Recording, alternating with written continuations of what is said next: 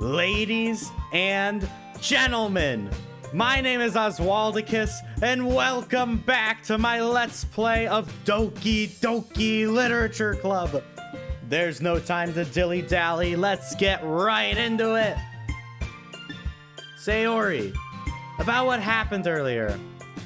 A recap for all of you. Natsuki and Yuri got into a big fight. A big fight. What do you mean?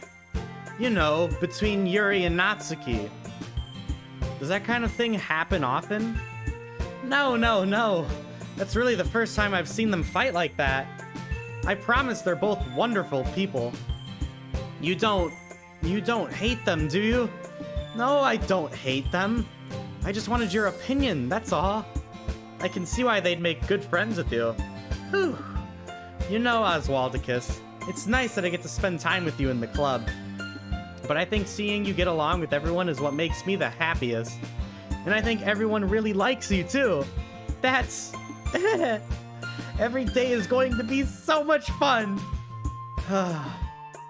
It looks like Sayori still hasn't caught on to the kind of situation I'm in. Sure, being friends with everyone is nice, but does it really need to stop there? No, it don't. No, it don't, sir. We'll just have to see what the future holds, Sayori. I pat Sayori on the shoulder. I said that more to myself than to her, but it's easy to use Sayori as an internal monologue sometimes. Okay. Yeah. Let's do this. Oh, it's poem writing time. All right, we gotta keep being cutesy. So, kawaii.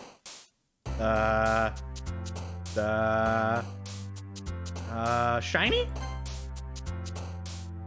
Puppy. Laugh? Ah! Some of the cutesy ones and say, I don't know what Sayori's theme is other than like general good nature. Like silly, I think would be Natsuki. What? Okay, cute is definitely Natsuki. Lucky? Oh, okay, that makes sense actually though. Giggle. Let's do... I don't like any of these. Let's do one for... let's do one for Yuri then instead. Whirlwind. Vanilla. Oh, I love milk. Yes, sir. Charm? No.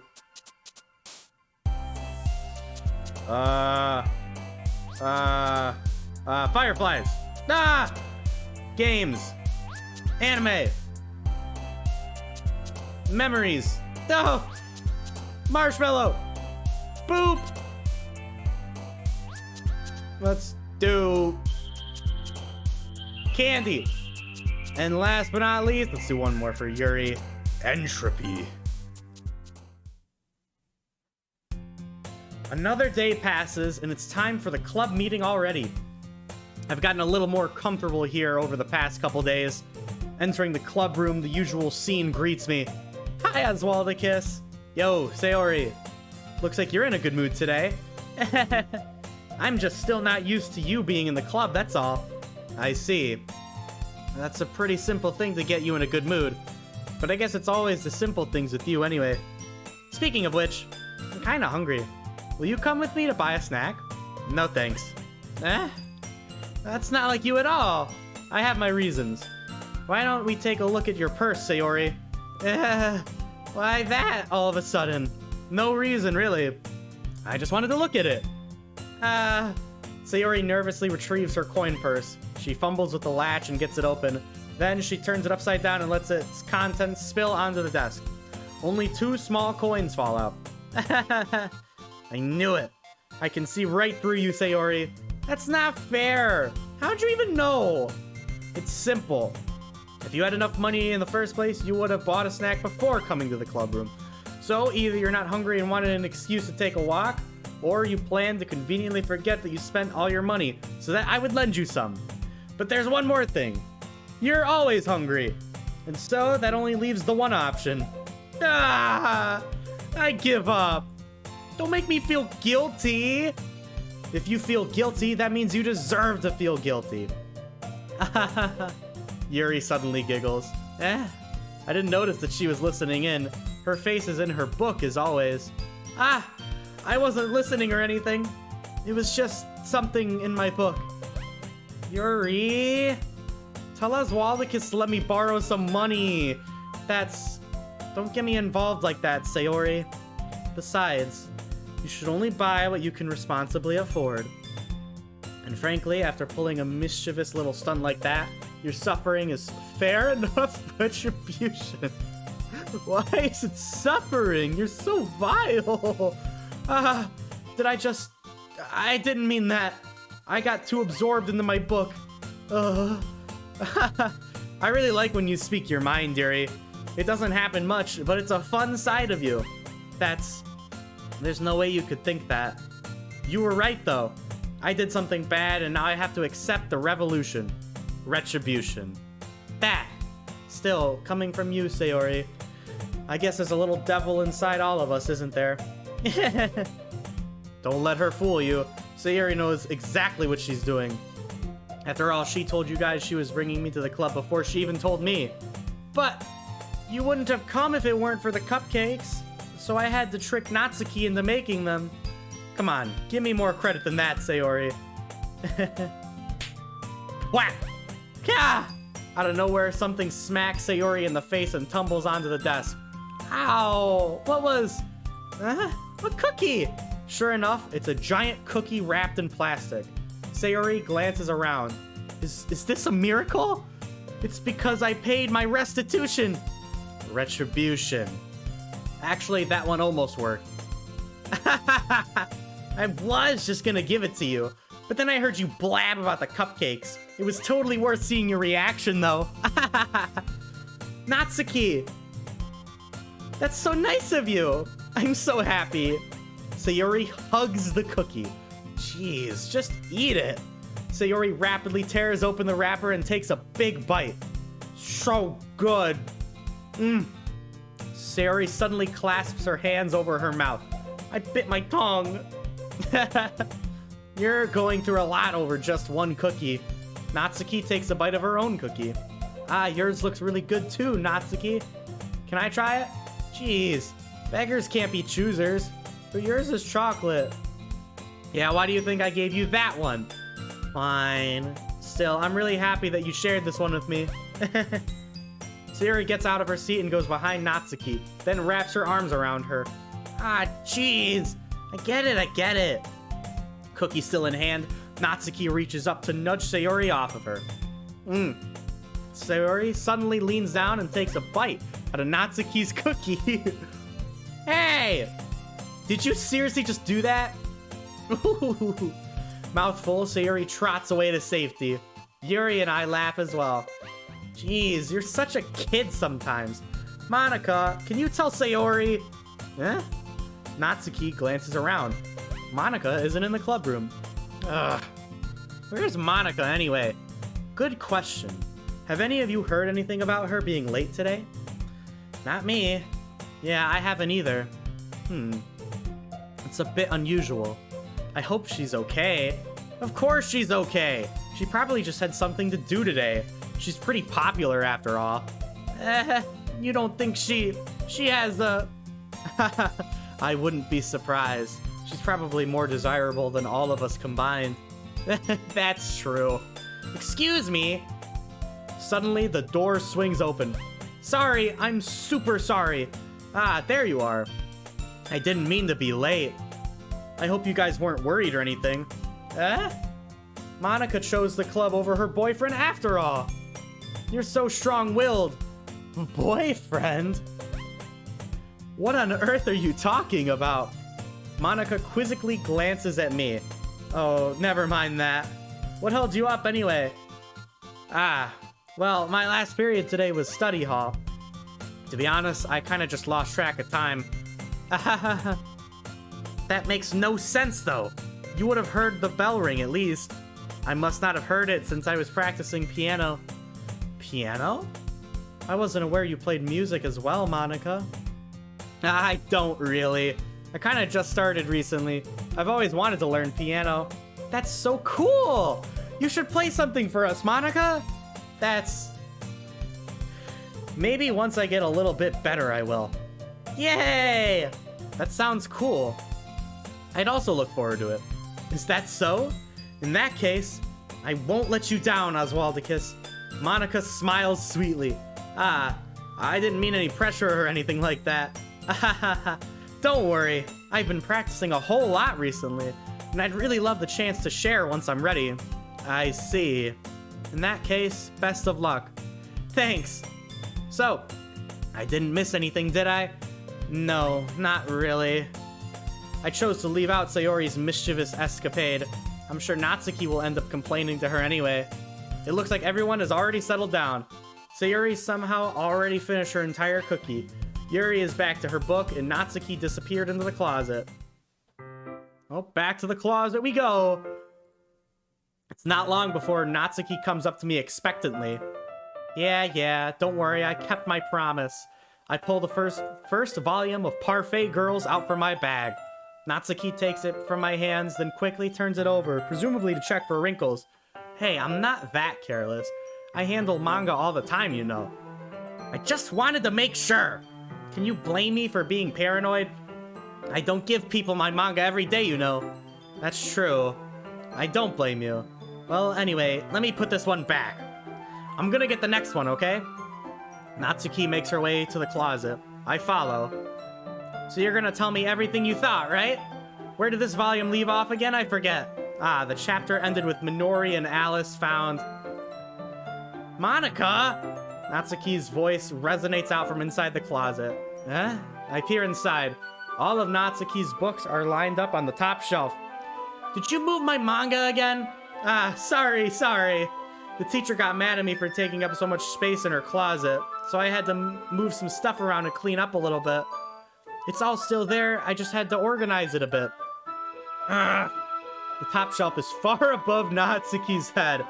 She makes a futile hop trying to figure out how to reach her manga. Jeez, this is so inconvenient. I'm moving these all back down. There's plenty of room on these shelves. And besides, they're really pretty to look at when they're all lined up. Why would you waste that on the top shelf? Oh, Natsuki. There's a stool on the wall there. In the closet, there's a collapsible stool that's hanging on the wall. If you want, I can reach up there and hand them to you. I can get them myself. Natsuki grabs the stool from the wall and unfolds it. You think I'm too short or something? I mean, I knew it. Well, you know what? Just watch me. Natsuki hops onto the stool, which ends up being a little wobbly because of the collapsible design. Careful. I know what I'm doing. Standing on the stool, Natsuki's fingertips reach the top shelf. Oh, she's so short.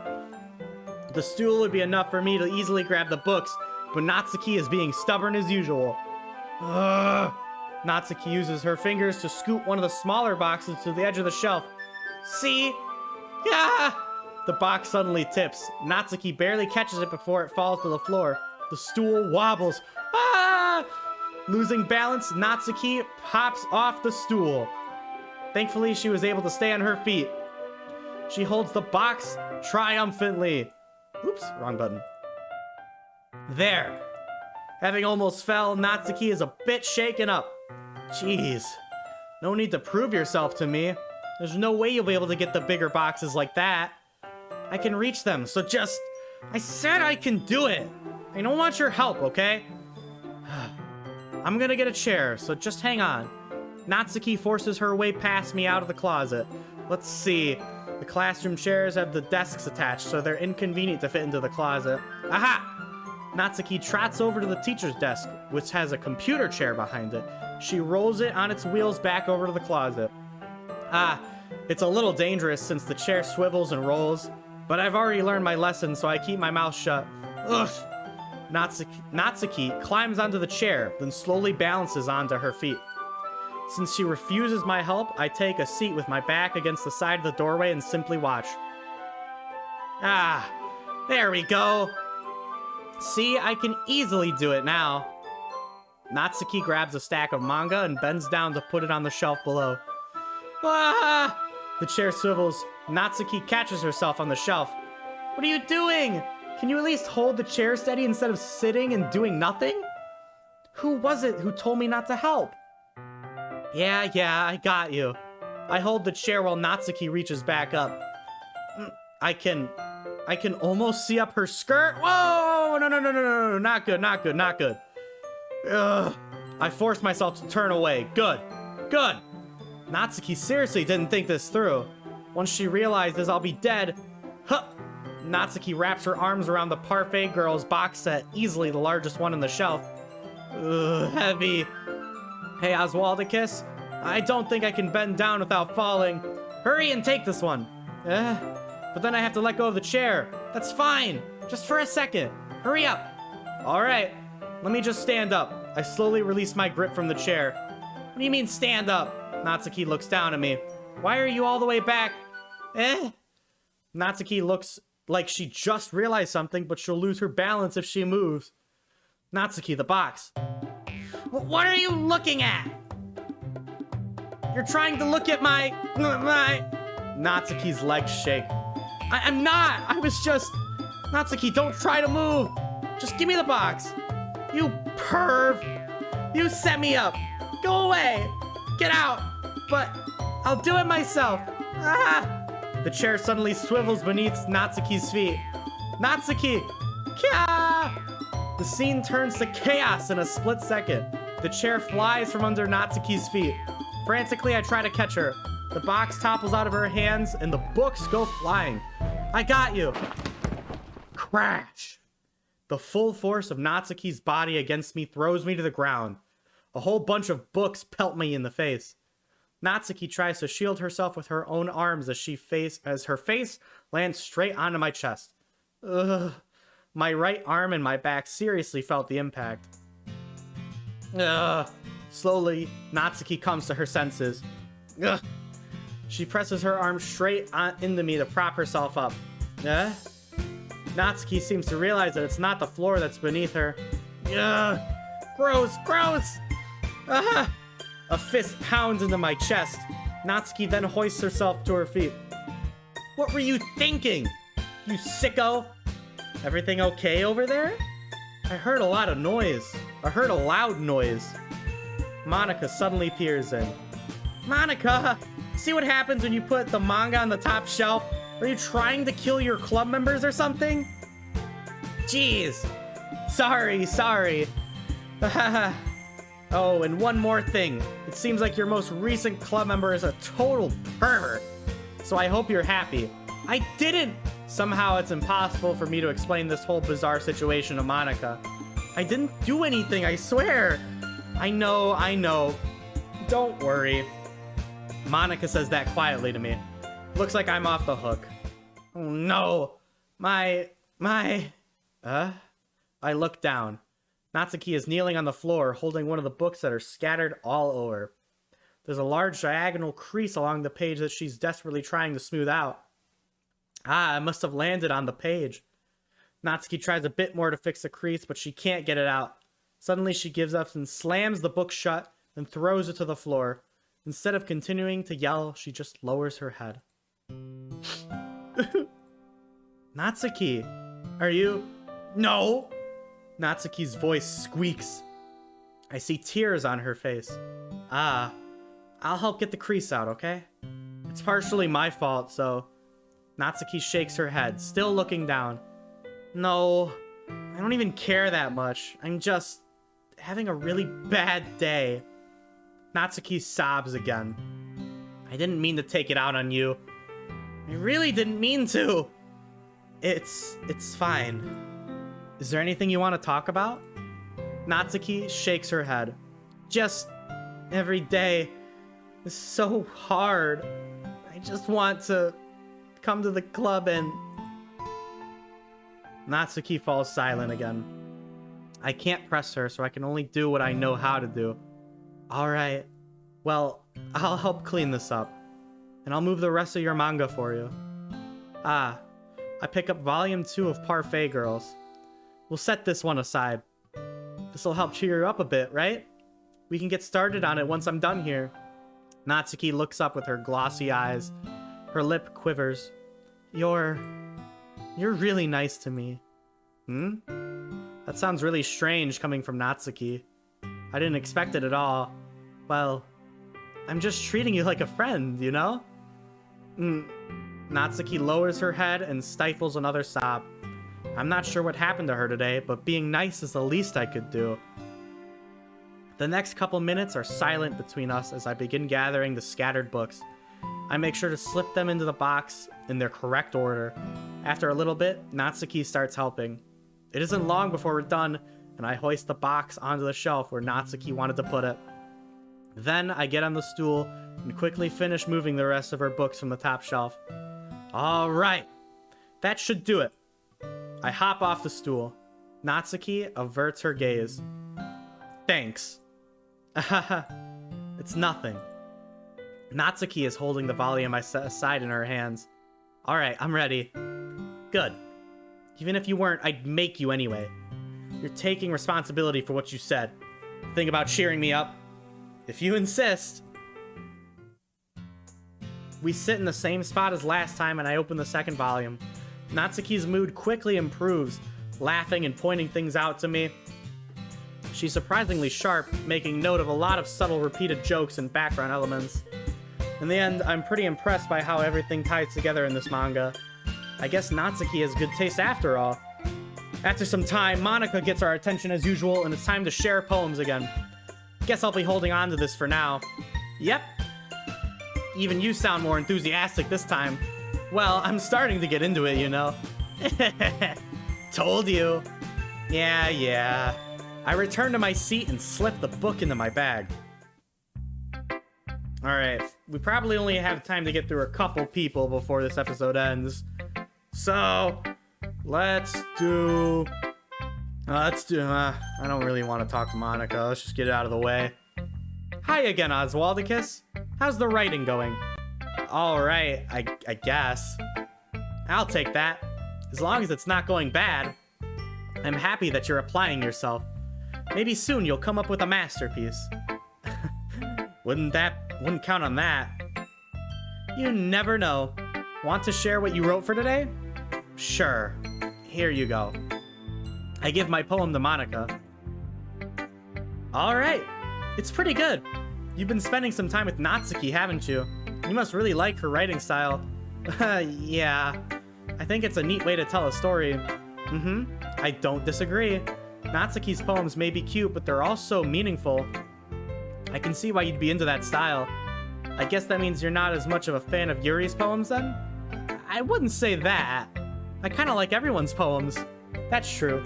But I'm sure you like some more than others, right? Like Yuri's use of complex words and symbolism, or Sayuri's way of expressing happiness or sadness in a more direct way.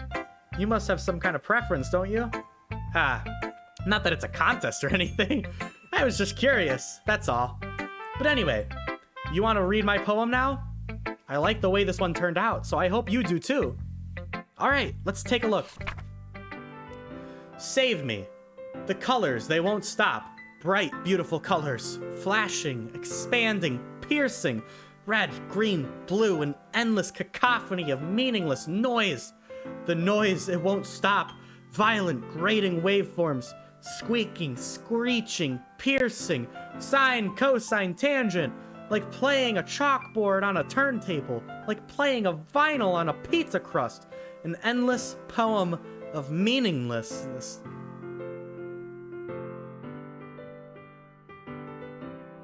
Load me. What?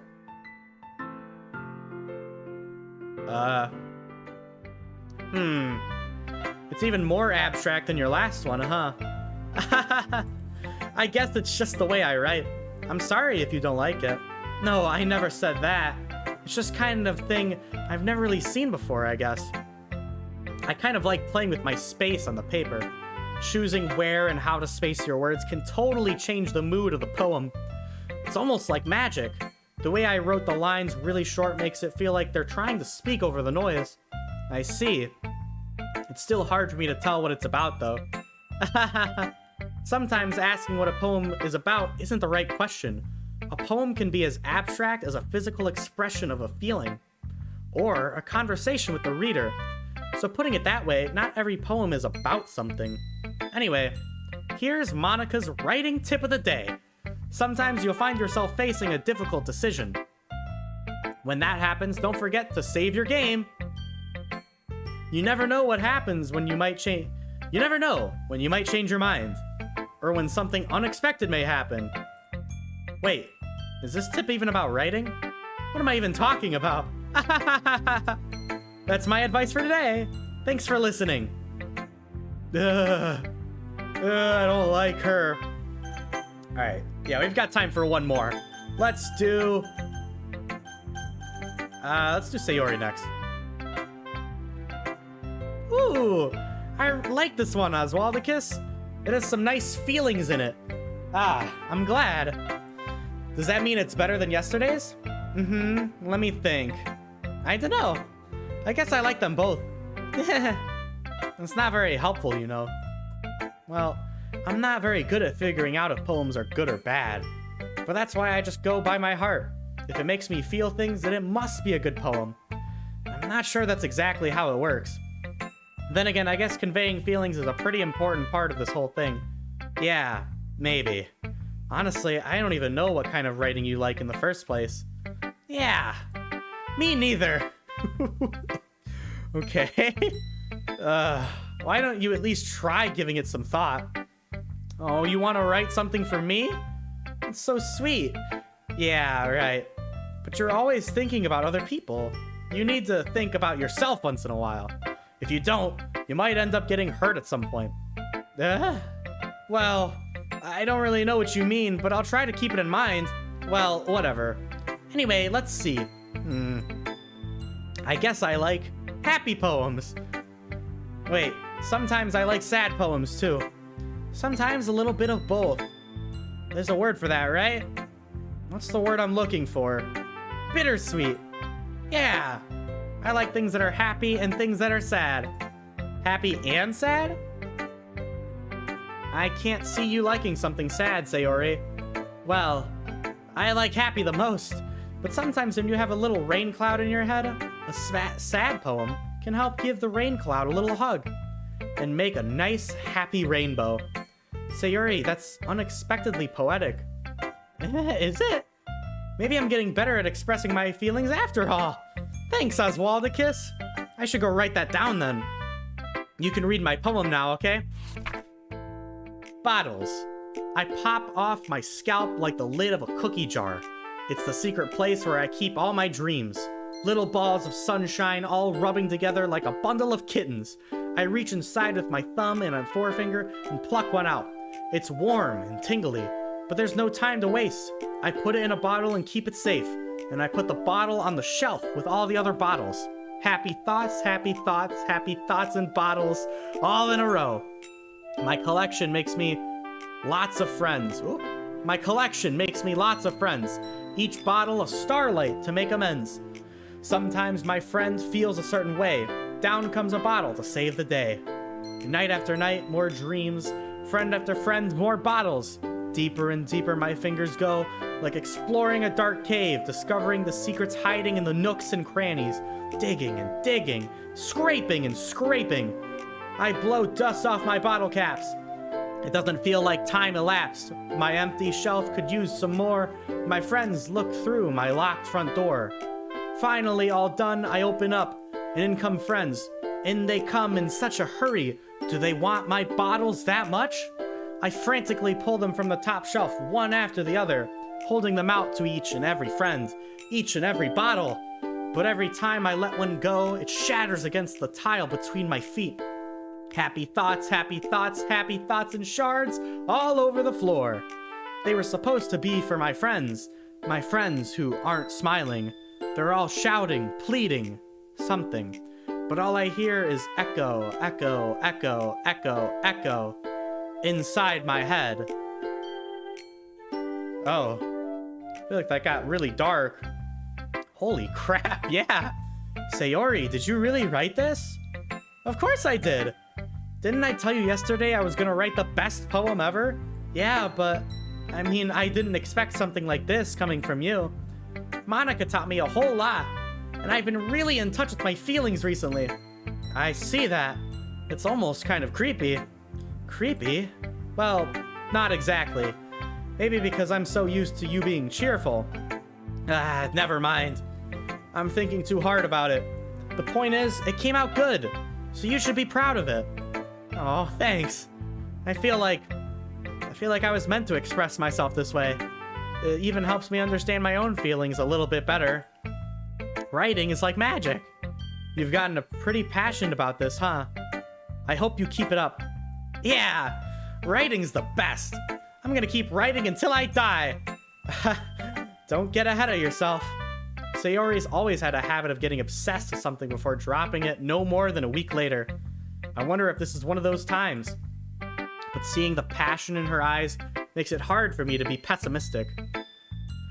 Alright everybody, that's all the time we have for this episode. Thank you so much for watching. If you enjoyed, please leave a like and comment down below what you thought about our little situation with Natsuki earlier.